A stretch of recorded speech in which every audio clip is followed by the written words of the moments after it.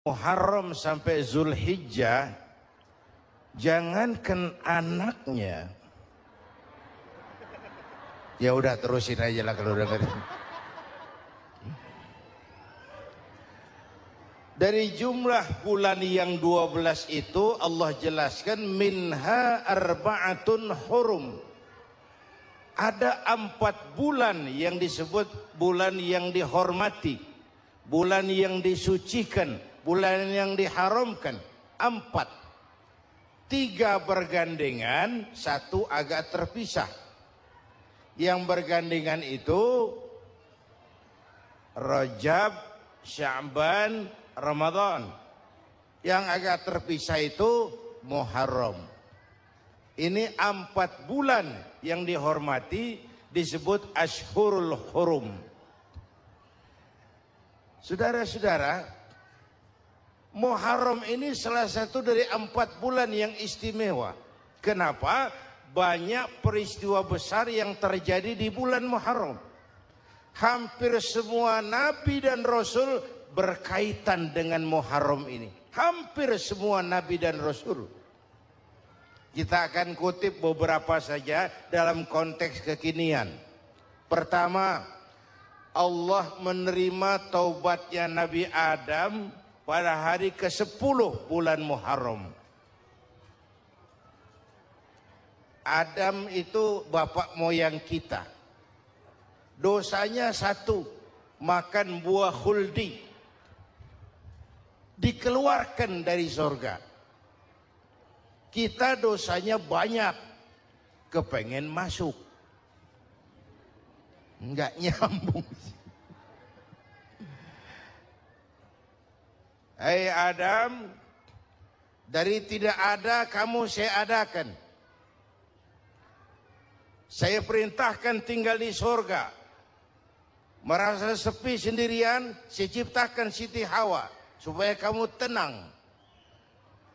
Kamu boleh nikmati semuanya. Ini boleh, itu boleh, ini boleh, itu boleh. Makan, makanlah yang kau mau. Minum, minumlah yang kau suka. Pakai, pakailah yang kau senang. Satu yang saya minta, jangan dekati pohon khuldi. Itu kau tidak sanggup, keluar. Diusir dari surga. Sujud Nabi Adam. Kata riwayat 40 tahun sujud. Membaca Rabbana zalamna anfusana wa illam taghfir lana wa tarhamna lanakunanna minal. Itu namanya istighfarnya Nabi Adam. Istighfar itu kan mengucapkan astagfirullah, basmalah, membaca bismillah. Jangan kayak teman saya disuruh banyak-banyak baca istighfar, benar-benar dia baca istighfar, istighfar, istighfar. Bukan itu maksudnya. Nah, maka salah satu amalan yang sangat dianjurkan di bulan Muharram ini memperbanyak istighfar. Tidak ada orangnya yang tidak. Ayo jujur, ini yang kumpul di sini semua, ada nggak yang nggak punya dosa? Yang merasa nggak punya dosa, ayo ke depan. Ada? Tidak ada. Setiap kita, entah kecil, entah besar, sengaja, terlupa, pasti mempunyai yang namanya khilaf dan salah. Dan Allah Tuhan kita bukan Tuhan pendendam. Allah Tuhan kita Tuhan yang ramah dan rahmah. Manusia, dosamu banyak, tapi ampunanku lebih banyak. Salahmu besar, rahmatku jauh lebih besar. Kau sujud di hadapanku, aku bangga melihatnya. Kau menangis di hadapanku, aku senyum melihatmu. Kau berjalan menujuku, aku berlari menyambutmu.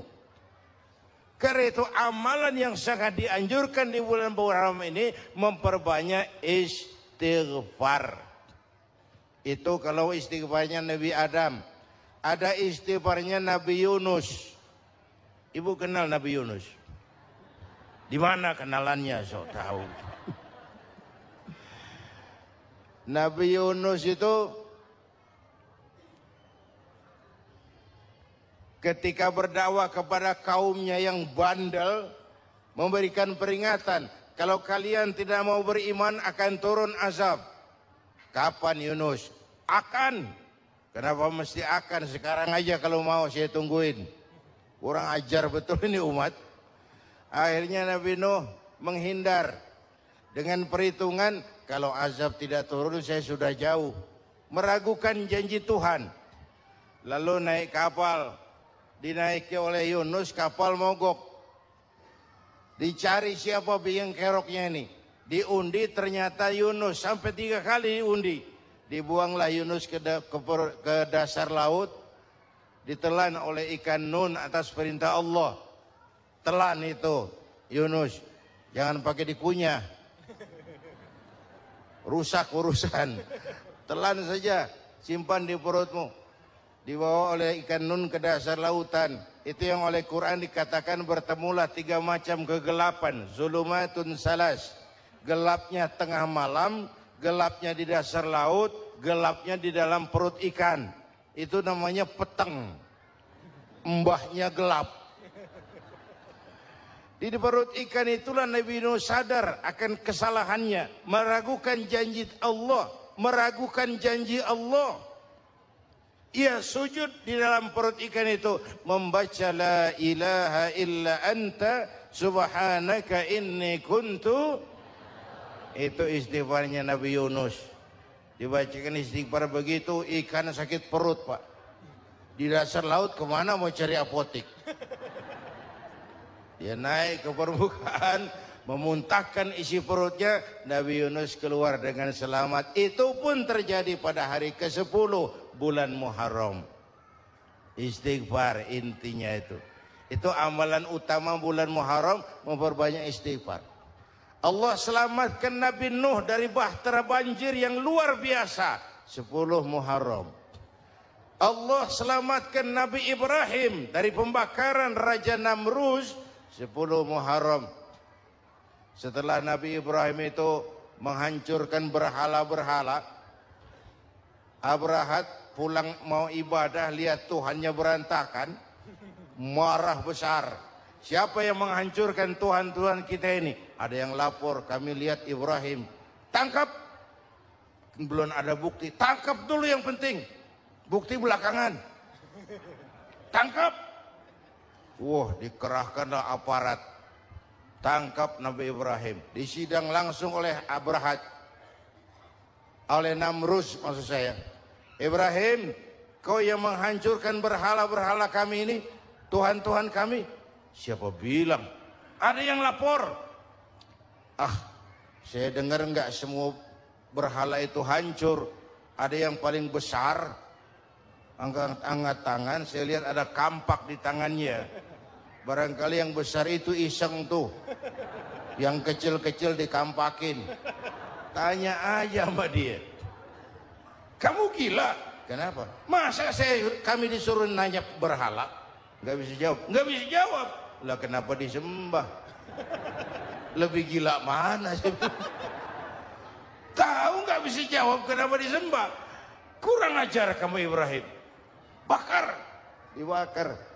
Ketika Ibrahim dilempar ke kobaran api yang menggunung, Allah perintah api. Ya naru kuni bardan wa salaman ala Ibrahim. Hai api, dinginlah sampean. Api Madura waktu itu, Pak.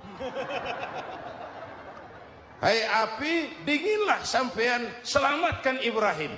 Api tunduk kepada perintah Allah. Ibrahim masuk ke kobaran api, selembar rambut pun tidak terbakar. Kenapa? Apinya tunduk kepada perintah Allah. Kenapa?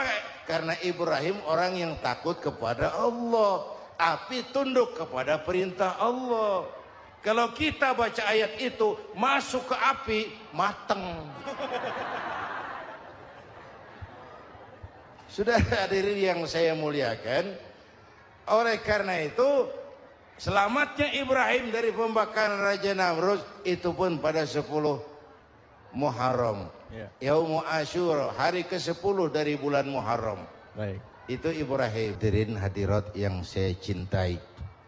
Sebagian kecil tentang Nabi Adam, Nabi Ibrahim dan Nabi Yunus Tapi saya belum menceritakan tentang Nabi Nuh tadi. Mengulang kaji. Nabi Nuh salah seorang rasul yang masuk ulul azmi, 5 besar. Karena memang perjuangannya menggambarkan satu usaha yang ulet dan luar biasa.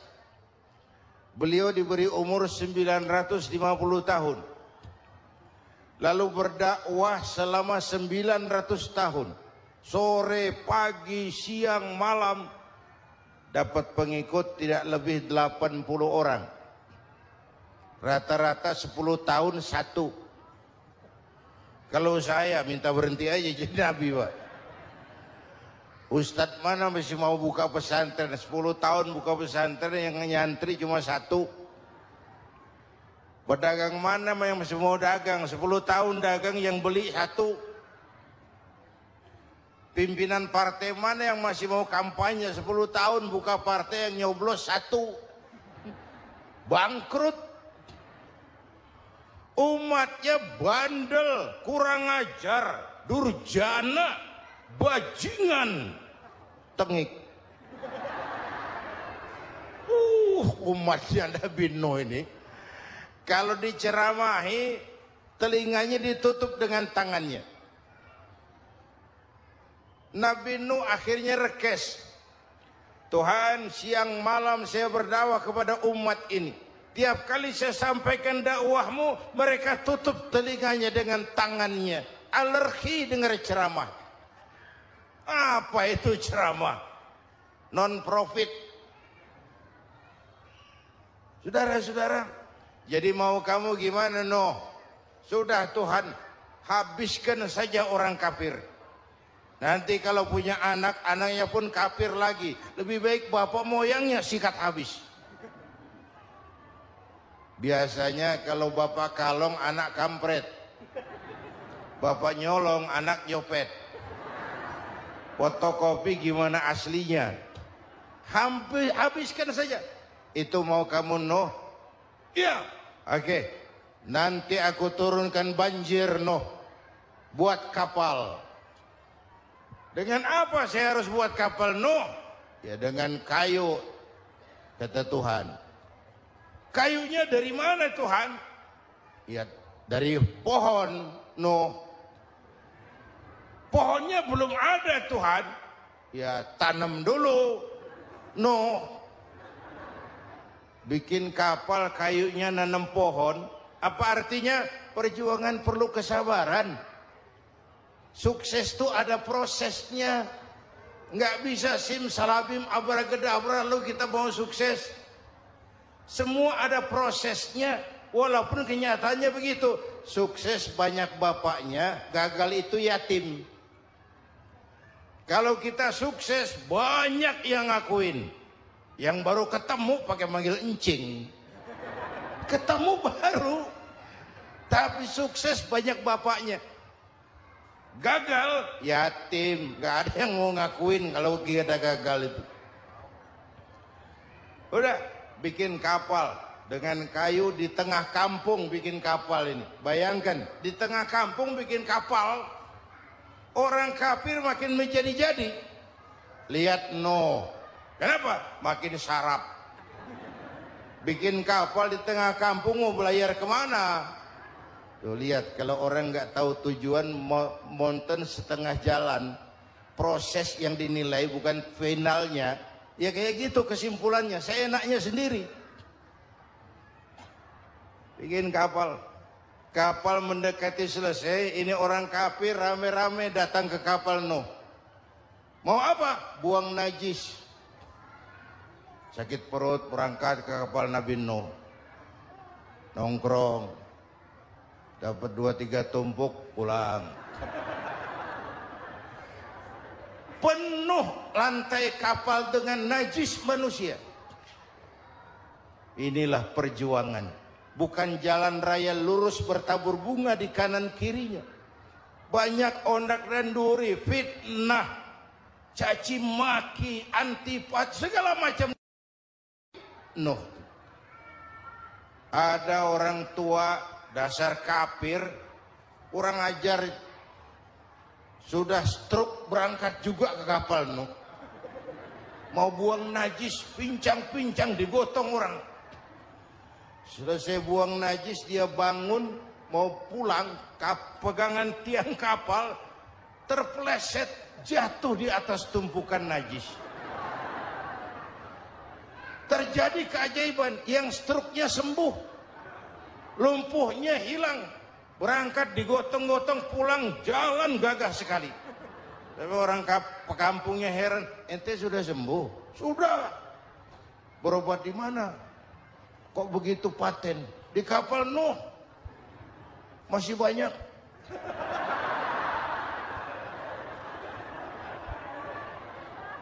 Yang berasa perlu obat bawa rantang.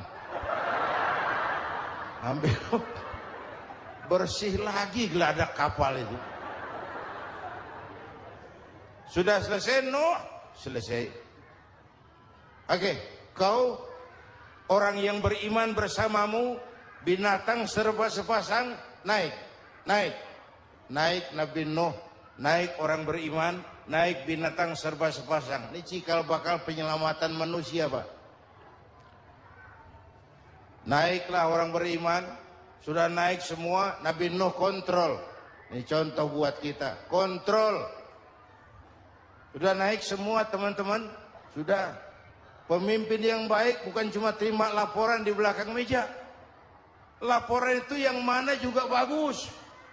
Sama juga kampanye yang mana juga merdu. Kalau aja yang dihitung. Pernah ada calon bupati kampanye janji, kalau saya berhasil kita akan banyak bangun jembatan di daerah kita. Ditanya, Pak, nggak ada sungai di kampung kita, Pak. Dia bilang, sungainya kita bangun sekalian. Udah kadung janji. Mana pula orang mau bangun sungai ini. Saudara-saudara, kontrol. Jangan cuma tunggu laporan di belakang meja. Semua laporan bagus. Ya Bu? Bu?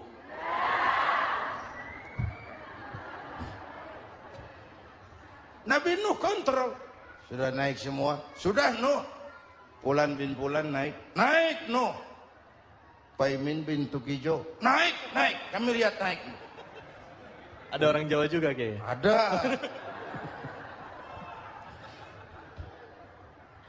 Sudah kontrol. Kanan anak saya ikut nggak naik kapal? Kami tidak lihat itu Nuh. Kanan. Ini potret. Bapaknya aktif ke masjid. Ibunya rajin ke majelis taklim. Anaknya keleleran kemana-mana. Bukan di sini, di Prancis. Udah di sini insya Allah sama.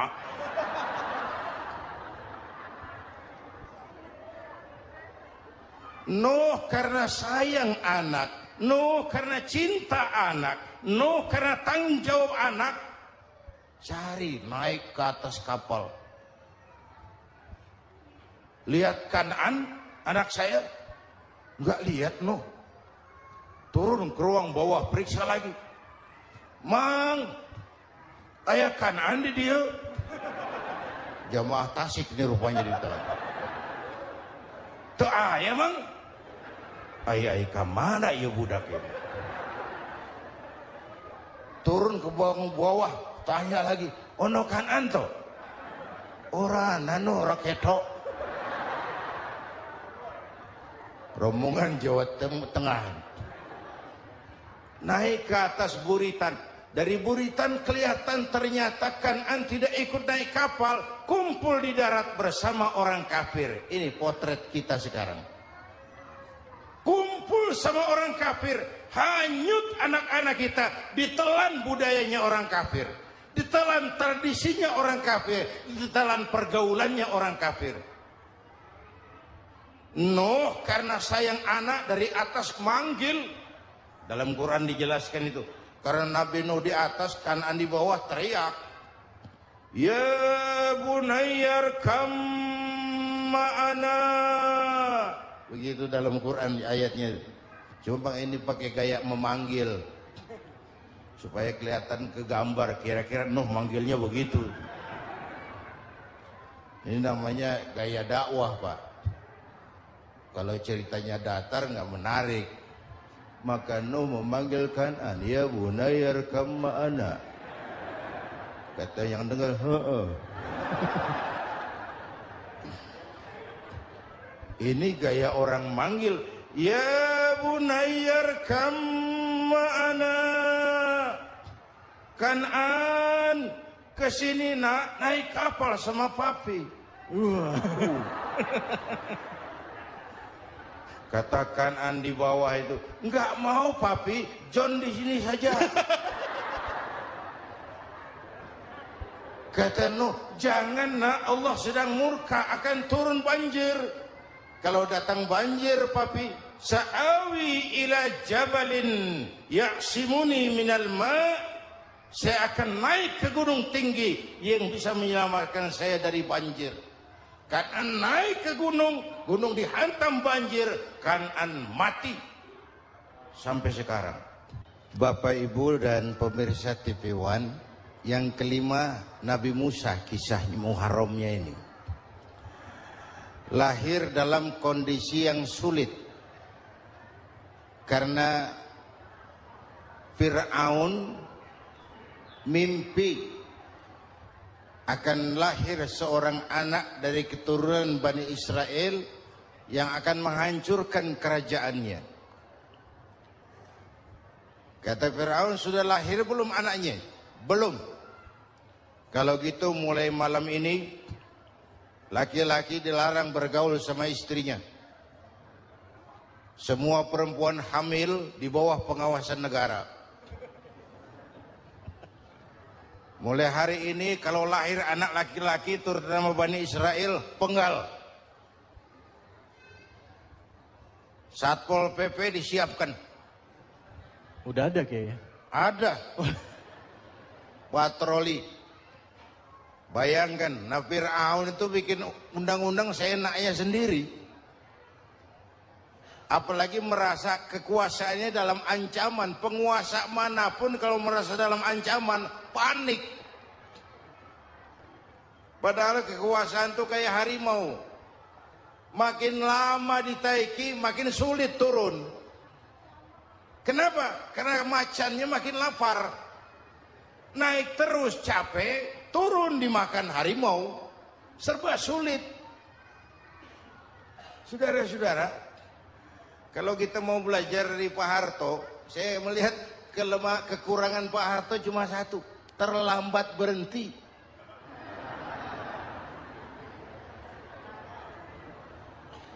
Terlambat berhenti. Di sekelilinginya banyak tukang jilat, tukang semir. Pak, kalau tidak ada bapak kami bagaimana, Pak? Saudara hadirin yang saya hormati, maka sering saya ingatkan, temanmu yang sejati adalah teman yang membuat kamu jadi benar, bukan teman yang selalu membenarkan kamu.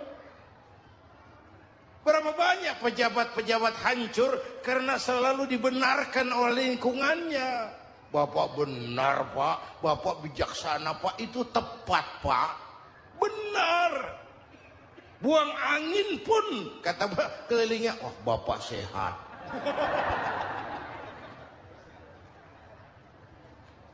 Temanmu yang sejati, teman yang bikin kamu jadi benar. Bukan teman yang selalu membenarkan kamu. Bapak Ibu hadirin yang saya hormati, tapi kehendak Allah terjadi.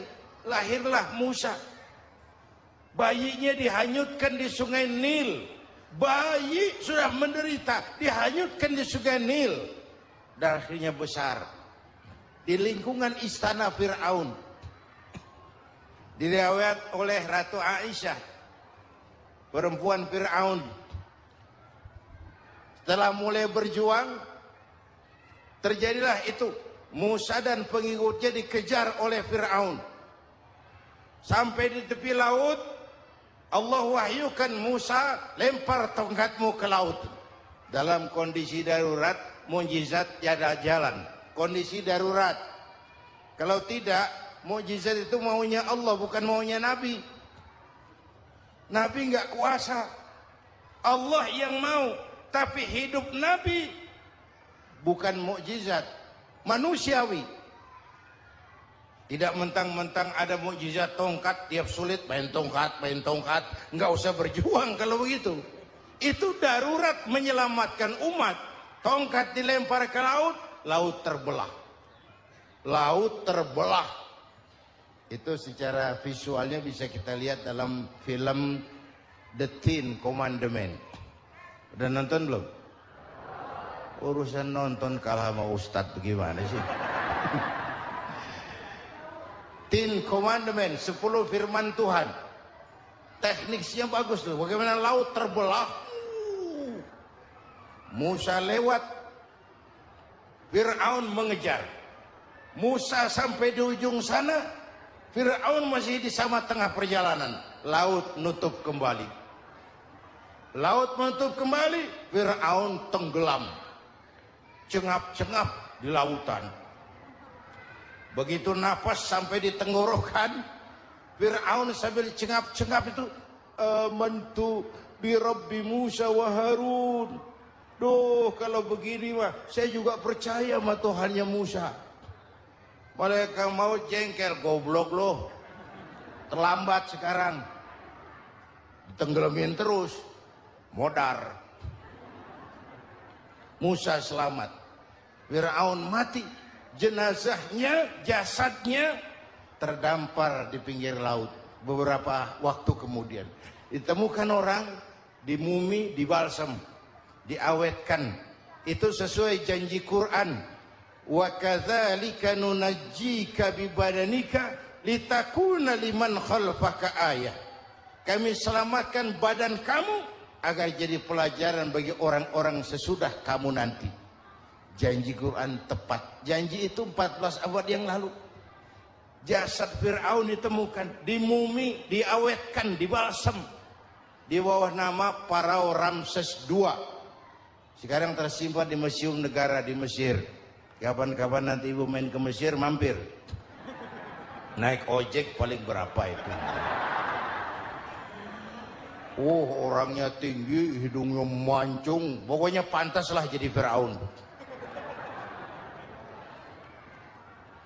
Selamatnya Musa di kejaran Fir'aun di ujung sana itu terjadi pada hari ke-10 bulan Muharram, yang oleh orang Nasrani diperingati dengan hari raya Paskah. Mereka melaksanakan puasa, mensyukuri nikmat keselamatan dari kejaran Fir'aun. Makanya kalau kita ikut puasa di bulan Muharram, bukan mengikuti syariatnya Nasrani, salah. Karena Nabi mengajarkan, itu sumbernya. Bukan ikutan sama ibadahnya Israel. Tapi memang agama ini kan merupakan mata rantai. Datang Rasul baru melengkapi Rasul sebelumnya, datang Rasul baru melengkapi Rasul sebelumnya. Mata rantai yang berkaitan. Setelah Muhammad selesai, selesailah tugas Nabi dan Rasul. Selesailah misi Nabi dan Rasul. Tidak ada Nabi lagi sesudah Nabi Muhammad. Itu harga mati, titik. Gak ada kompromi. Siapapun sekarang ini nggak datang ngaku jadi Nabi, wajib tidak percaya. Wajib tidak percaya. Tapi kaitannya memang, kita bilang Nasrani, orang bahasa Arab. Bahasa Ibraninya Nazaret. Nasiroh, Nazaret. Itu beda apa? Dialek. Kita Daud, dia David.